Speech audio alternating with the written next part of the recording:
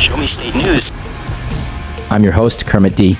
Today, we have a topic that's close to the heart of our freedoms and civil rights, cop watch and First Amendment audits. I can hear you asking, what's that, Kermit? Well, let me break it down for you.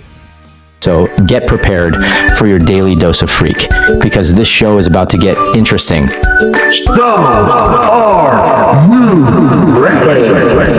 Let's go get our freedom. Freedom isn't free, it's being held for ransom. Everybody, please rise for the national anthem. The Constitution, I suspect, I take that more seriously than you do. I mean, you can go by yourself down there? Here we go. I don't know, you gonna say anything that's worth listening to? We want to hear you defending and upholding the oath to the Constitution.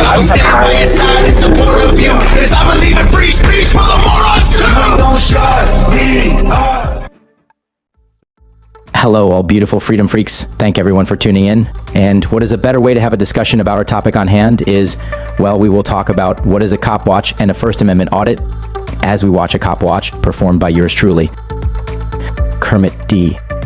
We have a traffic stop initiated by the Howell County Sheriff's Department on a Missouri-backed county road. I'm not 100% sure of the reason for the initial stop.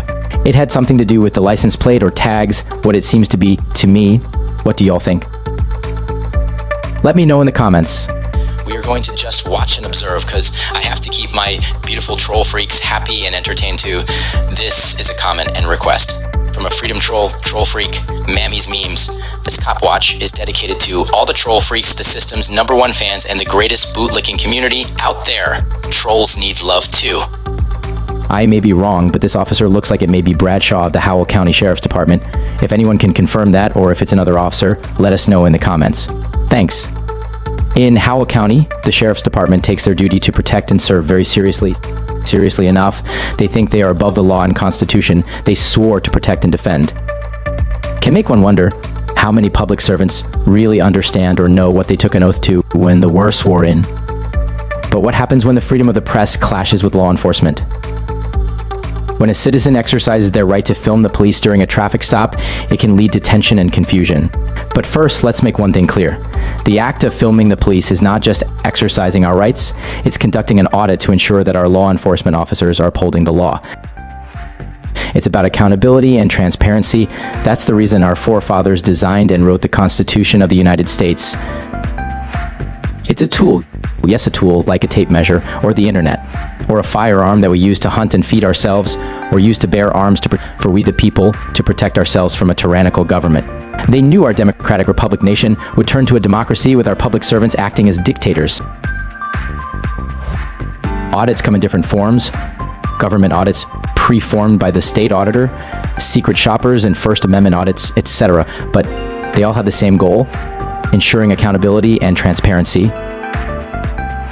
Audits are a pass or fail situation, and all audits are similar in nature. They are a must for those who believe in transparency and accountability. You know how an audit works, right? It's when you assess the performance of an entity to ensure they're doing their job correctly. Well, that's exactly what a cop watch does. It's an audit of law enforcement to ensure they're performing their duties in compliance with the Constitution. These audits are not announced, they are tests to see if law enforcement officers are following the law and respecting the rights of citizens. Many people wonder how a cop watch or a First Amendment audit is any different from other types of audits. They question the legality, the ethics, and the purpose behind these actions. Well, today I'm here to shed some light on this matter. Imagine you're a secret shopper hired by a company to evaluate its employees. You enter a store, unseen and unknown to the employees, and assess their job performance. You grade them based on various criteria without their knowledge. This is a common practice and no one questions its legitimacy. Now, let's consider cop watching and First Amendment audits. In these situations, individuals exercise their First Amendment rights to observe and document police interactions with the public. They act as independent auditors, holding law enforcement accountable for their actions. Just like a secret shopper, cop watchers and auditors remain discreet, ensuring that our presence doesn't interfere with the situation at hand. We are not there to provoke or obstruct the police. The goal is to document and assess the conduct of law enforcement officers.